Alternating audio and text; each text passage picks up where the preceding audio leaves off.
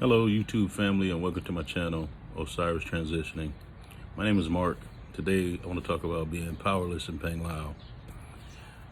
We arrived in Panglao on the 6th of this month, April, and on the 10th the power went out, and to date it's been out. Today is Saturday, April 16th, and we've been mostly without power, and it's really put us in a powerless state, you know.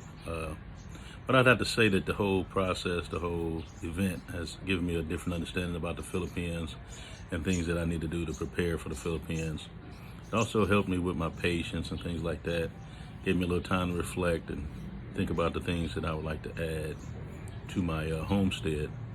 And mainly being like solar power or some kind of, because the thing is, the gas is so expensive here right now that gas is like 80 pesos per liter, which is quite high, like roughly around $7 US. And what that's doing is driving the price of everything up, especially transportation costs. Transportation costs has doubled since the last time I was here. A ferry ride that would used to cost 500 pesos now costs 1,000. But that also affects like groceries and things like that.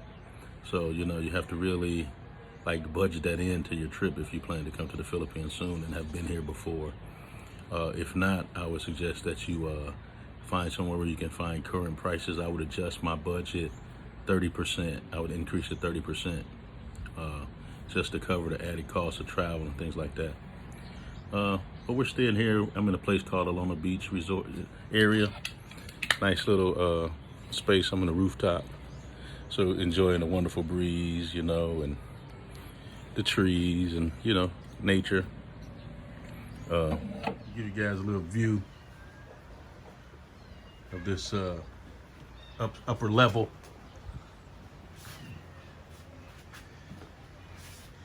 Get the whole tour of the place, but this is the top level. Pretty nice. Got a little bar, little rooftop dining, drinks, little view. There's no ocean view, but it's nice. Very breezy up here. Very nice accommodations.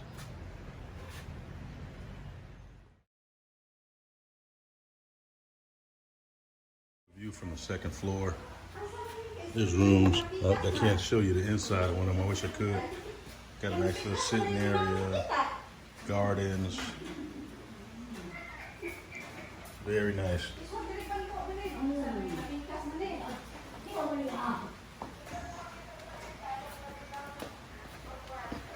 Little dog. Guard dog on duty. Couple CRs.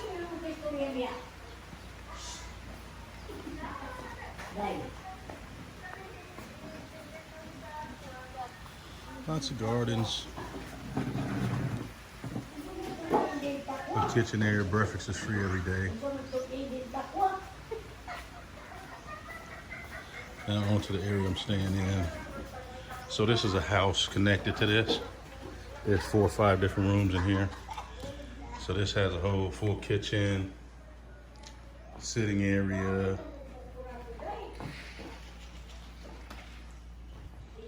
Here's a room. Give an example of the layout. So you get a bed, aircon, bathroom, and most. Not in this particular unit. My unit has a private bath and shower. Comes with breakfast for 2.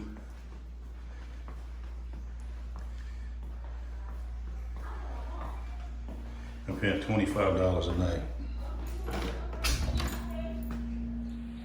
So yeah, that $7 gallon gas almost rules out the the gas generators.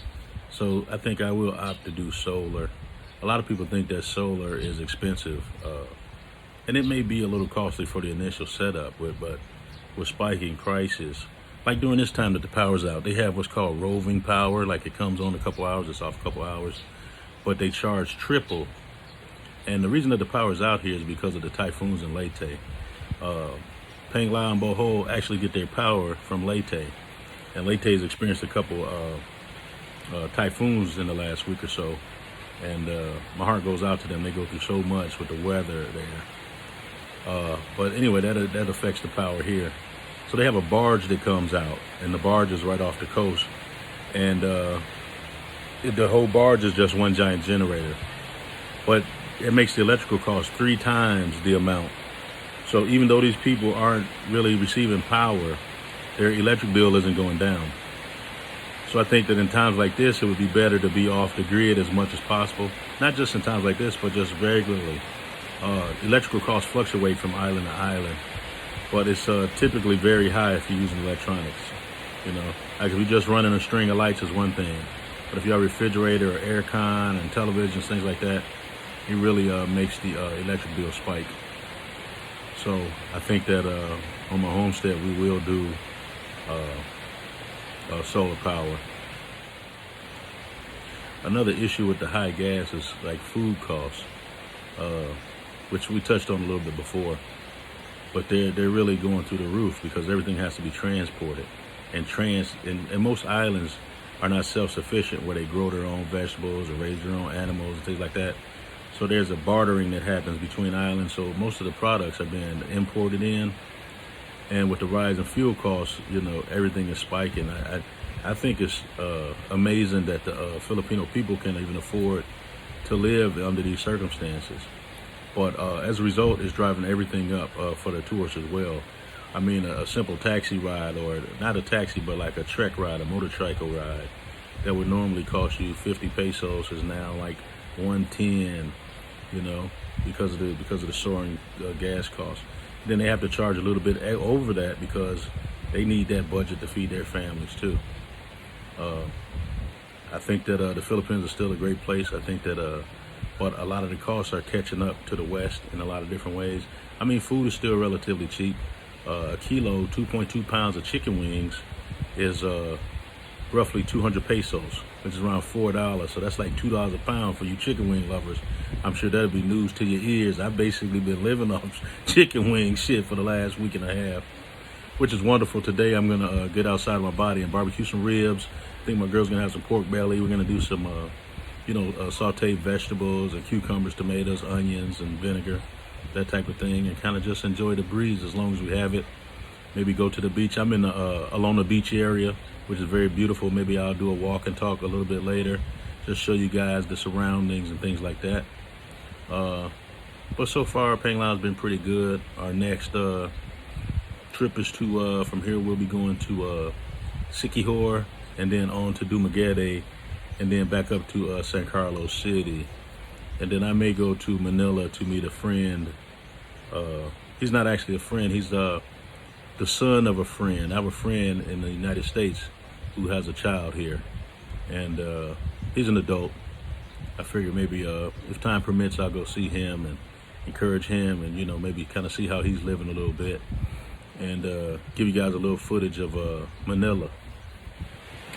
Another aspect of this powerlessness that I'm feeling here in Panglao is the fact that we have no real outlets. I mean, we can go to the beach, but what I found, I've been here 7 weeks, and I spend a lot of time with my girl, like all the time.